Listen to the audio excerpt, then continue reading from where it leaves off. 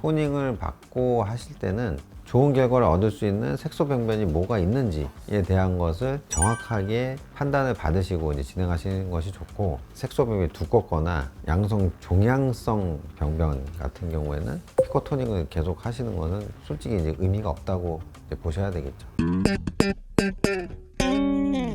안녕하세요, 의사선생님 윤정현입니다. 오늘은 색소 치료에 대해서 말씀을 드리는데, 토닝을 10번 했는데 별로 효과가 없었습니다, 이렇게 얘기하고 오시는 분들이 되게 많아요. 땡글땡글한 흑자가 있다거나 색소 침착들이 조금 남아있는 상태였기 때문에 그것을 이제 겸사겸사 이제 치료하려고 토닝을 하셨던 것 같아요. 그래서 내 얼굴에 있는 색소를 어떤 레이저로 치료했을 때 가장 효과적이고 치료의 결과를 또 오랫동안 유지시킬 수 있는지에 대해서 오늘 말씀드리도록 하겠습니다.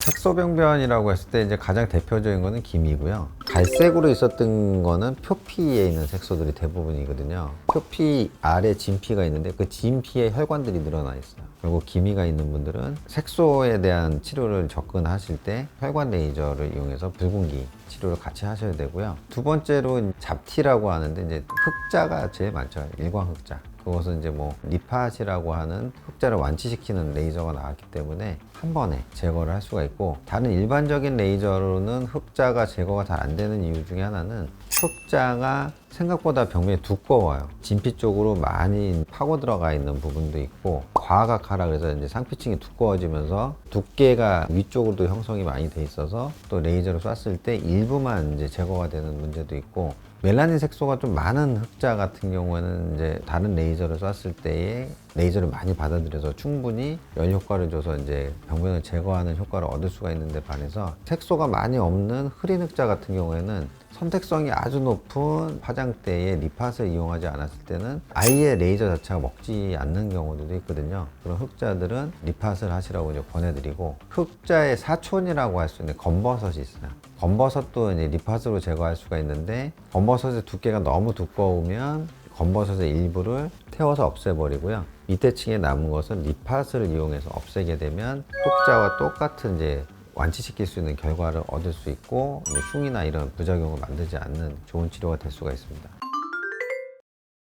치료를 아주 간단하게 할 수가 있죠. 이 IPL 한 번이면 대부분 뭐 주근깨는 없어지게 되는데, 한 번에 IPL을 굉장히 쉽게 비용도 저렴하게 치료를 받았었던 분들이 나중에 IPL을 또 받았더니 안 없어지는 것들이 생겨요. 색소가 없어졌다가 다시 생겼는데 색소 침착이 남아서 조금 더 깊이 이제 내려가 있는 경우, 아니면 색소가 생겼지만 표피층 위에 있는 색소가 층 분리가 확실하게 진피층 위쪽으로 이제 대줘야 되는데 섬유화가 생기면서 분리가 안 되는 경우가 생겨요. 그래서 레이저 쐈음에도 불구하고 분리가 안 되다 보니까 흐리멍텅한 주근깨들이 그냥 남아있는 그런 현상들을 발견하게 되는데, 이런 경우에는 조금 더 선택성이 높은 레이저를 이제 쓰게 되죠. 그렇게 되는 경우에는 KTP 레이저라고 해서 532 나노미터 화장의 레이저 주근깨를 하나하나 일일이 이제 제거하는 루비 레이저, 아니면은 알렉산드라이트 레이저도 아주 효과적으로 하나하나 이제 잘 제거를 할 수가 있고요. 자잘자잘하게 이제 막 얼굴에 있는데 주근깨인지 알고 왔는데 보면은 편평사마귀.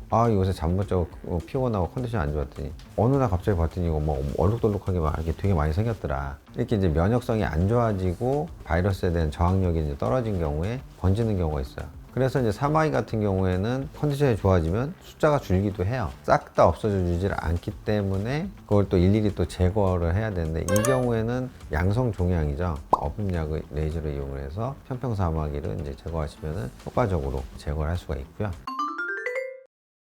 밀크커피 반점은 뭐 어렸을 때부터 이제 갖고 있는 경우가 이제 대부분이고, 이게 동글동글하게 생겨있는 이쁘게 생긴 이제 밀크커피 반점 같은 경우에는 보통 이제 루비 레이저나 아니면 요새는 리팟을 갖고 이제 치료를 많이 하는데, 반은 완치가 되고 얘는 한 달 지났는데 벌써 색소가 올라오네, 그럼 얘는 계속 재발될 수 있는 그런 밀크커피 반점이구나 라고 생각할 수가 있고요. 약간 비정형의 찌글찌글하게 생겨있는 그런 밀크커피 반점 같은 경우는 한 75% 정도에서 완치가 되기 때문에, 그렇지만 한 25% 정도는 완치가 안 되고 또 재발이 될 수가 있잖아요. 그래서 내가 어느 쪽에 낄지 모르기 때문에 이 치료를 해야 될지는 원장님하고 이제 이런 얘기 말씀을 듣고, 재발에 대한 우려 때문에 치료에 주저함이 생긴다고 하시면 좀 더 생각을 해보신 다음에 치료 결정을 하시는 것이 좋습니다.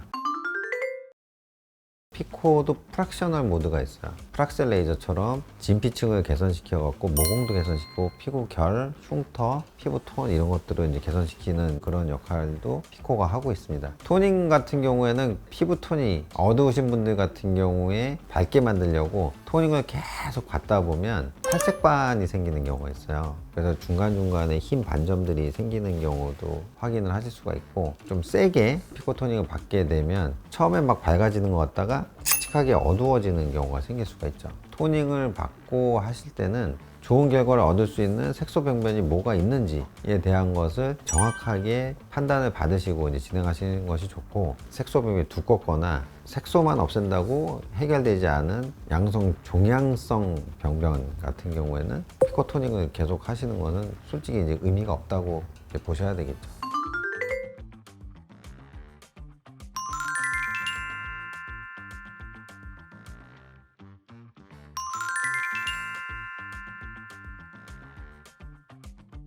오늘은 너무 많은 분들이 색소에 대해 관심도 많고 하시지만 피코토닝하면 뭐든지 다 될 거라고 생각해서 피코토닝을 받는 분들이 계셔서 조금 받아도 될 수 있는 분과 받을 필요가 없는 분, 이런 분들은 약간 구분해서 이제 말씀을 드렸고요. 색소병변에 대해서는 많은 색소 치료의 경험을 갖고 있는 원장님들이 한 번에 딱 보면 딱 압니다. 그것을 진단을 받으시는 게 가장 정확한 방법이 될 거고요. 그렇게 진단을 받게 됐을 때는 병변에 대해서 적용을 해서 치료하시게 되면 자신이 여태까지 몰랐던 치료 결과를 얻을 수 있는 세계가 있다는 것을 아실 수 있게 될 거라고 생각을 합니다. 제가 드린 말씀이 오늘 많은 도움이 되시길 바라면서 이상으로 마치겠습니다. 의사선생님 윤정희였습니다. 감사합니다.